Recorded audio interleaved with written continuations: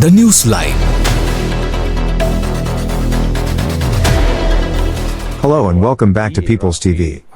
On Tuesday, during a live stream on our Sinhala language channel, it was reported that a jumbo jet had landed at Ramon Airport in Israel to transport a group of Palestinian refugees to Colombo, Sri Lanka. Efforts were made to verify the accuracy of the claim through standard procedures. Initially, confirmation was not available from reliable sources, with the sole reference appearing on the website Yeshiva World News. The report was later substantiated by an additional independent source. However, by yesterday morning, the information was fully corroborated by a credible source within the Israeli Defense Forces. An officer attached to a unit specializing in oceanic operations conveyed to an individual closely associated with our channel that the report was accurate.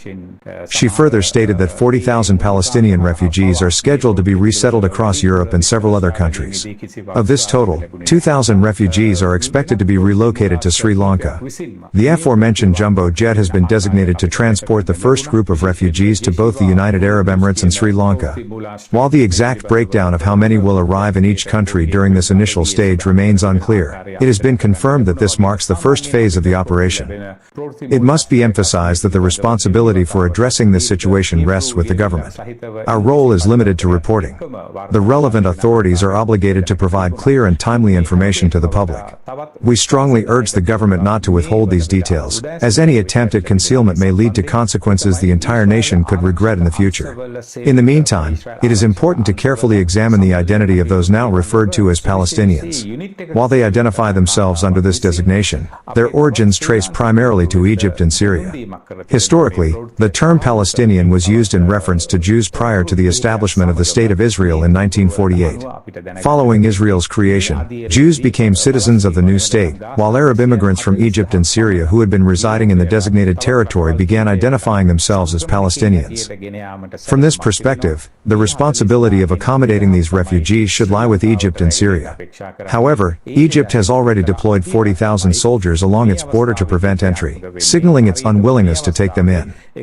It is against this backdrop that 2,000 Palestinians are now being directed to Sri Lanka, a development that warrants close public scrutiny. While certain countries are legally bound under international agreements to receive refugees, Sri Lanka is not a signatory to any such conventions. As a nation already grappling with pressing socio-economic challenges, opening the doors to refugees from regions where radical Islam has taken root raises serious security concerns. Moreover, there is no indication that the government has established a transparent or structured procedure for managing the arrival and integration of these refugees, leaving the safety of Sri Lankan citizens potentially at risk. A critical question also arises: why should Sri Lanka accept Palestinian refugees when the majority of Arab nations themselves refuse to provide them sanctuary? Qatar, for instance, has long been a financial backer of Hamas and continues to host its leadership. European powers frequently call for the establishment of a sovereign Palestinian state, and Australian politicians have publicly defended the Palestinian cause. Australia, moreover, has vast uninhabited territories. Europe, Canada, and Germany, all of whom advocate strongly for Palestinian statehood, likewise have the capacity to host refugees. Yet, none of these nations are stepping forward. The reason is evident: they are fully aware of the profound challenges such resettlement could pose to their civil societies and cultural frameworks if large numbers of refugees from regions heavily influenced by radical Islam were permitted to settle within their borders. An interesting contradiction emerges in the local political landscape. Politicians such as Mujibur Rahman have openly opposed the arrival of Israeli tourists, visitors who stay in the country as temporary. Yet, there is no objection raised over the resettlement of refugees who are here to remain permanently.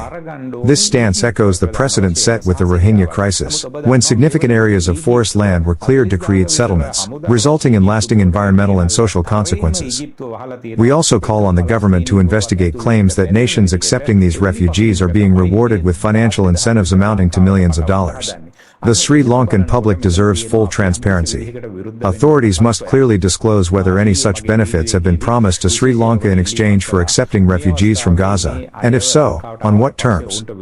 In a previous video, we highlighted the involvement of a Palestinian individual in an anti-Israel tourist protest organized by radical Islamist groups in Sri Lanka. It was emphasized that individuals entering the country on tourist visas are not permitted to interfere in domestic affairs or participate in protests, as doing so constitutes constitutes a violation of local law. Concerns remain that if large numbers of these refugees are allowed to settle permanently, similar patterns of radicalization and unrest observed in Europe, the United States, and Canada could emerge in Sri Lanka. The potential spread of extremist ideologies, including Wahhabism, raises serious public safety concerns, with the possibility of violent incidents such as suicide attacks in the future. We also challenge individuals who claim to be patriots yet defend the rise of radical Islamism in Sri Lanka under the guise of unity and peace, such as Mahinda Pathirana. The public deserves answers and accountability regarding the growing influence of extremist ideologies in certain regions. Areas like Kadangkuti have, in effect, transformed into communities heavily shaped by foreign cultural and religious influences. While Sri Lankans strongly support national unity, the country must remain vigilant against the spread of radicalism that could threaten societal stability under the banner of peace and harmony. If this report helped you see the situation on the ground clearly, don't keep it to yourself. Like, share, and subscribe to People's TV, where truth has no agenda, and facts speak louder than spin. Subscribe us for more details.